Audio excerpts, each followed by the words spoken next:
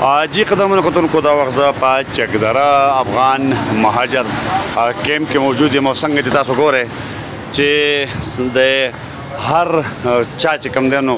خپل یو کلتوري او لباس چې کوم دی نو هغه موجود دي څنګه چې زمونږ پخوا پټکې او دغه مشهور دغه شانته د افغانانو چې کوم دی نو دا چولې د دې خپل یو مشهور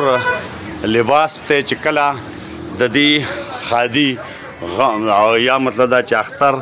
شو قدر خاص موقع نو دا دی چې کوم دی نو دا لباس اچي دلته اوس د اختر موقع ده او په دغه خاص موقع باندې هم دی چې کوم دی نو دا لباس راایستلی دی چولۍ دي د ماشومانو هم دي او د لویو زنانو هم دي او سپیشل دوکانونه چې کوم دی نو سجاو کړي دي دغه شانته که ورته بیا مونږ وګورو نو دا خپل هغه ورسره چې کوم دی نو واسکټې دي زموږ سره چې څونه ټریډیشنل لباس دی هغه د مختلف علاقو نه مختلف خلک راځي او ډېر ښه په مینه یې اخلي دلته زموږ سره بیا په دې کې غټې دي وړې دي څنګه چې په عام کپړو کې ګران ارزان وي داسې په دې کې چې کوم دی ښه ګزاره حال او هر قسم لباس زموږ سره پکې موجود دی موږ خپل لوکل جوړو دلته زموږ سره چې څونه د دې ټیلران دي کوم کسان دي او دلته خپل تیاریږي او د دې ځای نه مخکې بیا مختلف علاقو ته مختلف ځایونو ته دا سپلای کېږي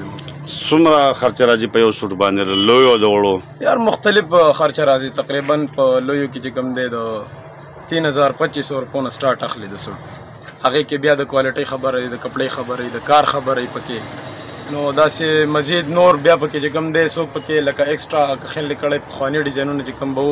د لاسو کار به کېدو مونږ چې ورته کوم یونیک سیزونه لکه اوس نن سبا چې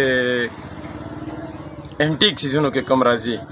هغه چې کوم دی نن سبا ډېر زیات په ډیمانډ باندې دي هغه لږ به ریټونه د هغې های دي خو شمانو سوټ زموږ سره د 1800 روپو نه سټارټ اخلي او تقریبا وایي چې زیرو سایز دی هغه د 2500 روپو پورې را سره پکې موجود شته جی کتونکو دا یو بل دکان چې په هغې کې هم دا د ماشومانو د سایز نه واخله درمیانه سایز ډېر ښایسته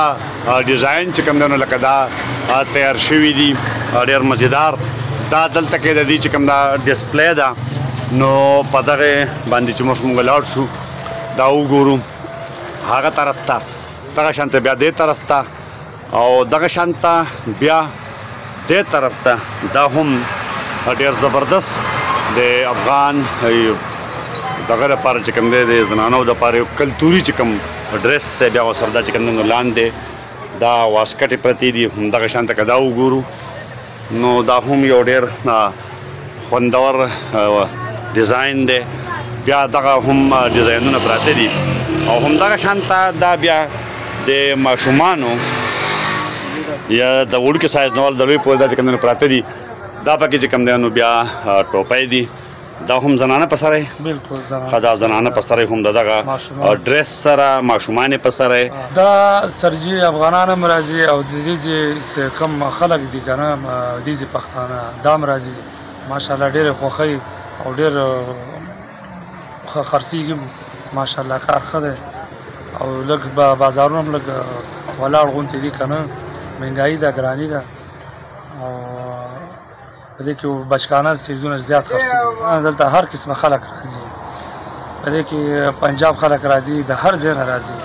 او د چترا خلک پکې راځي تیمرګر غټ روډ ته که نه نو سوټونه پکې ماشاءالله خرڅېږي او بل دا دی اوس سم په نیمه ګران شوي دي نو مخکیني په حساب باندې لږ خرڅېږي او دومره زیات نه خرڅېږي مخکې ارزان و ریټونه ښه به خرڅېده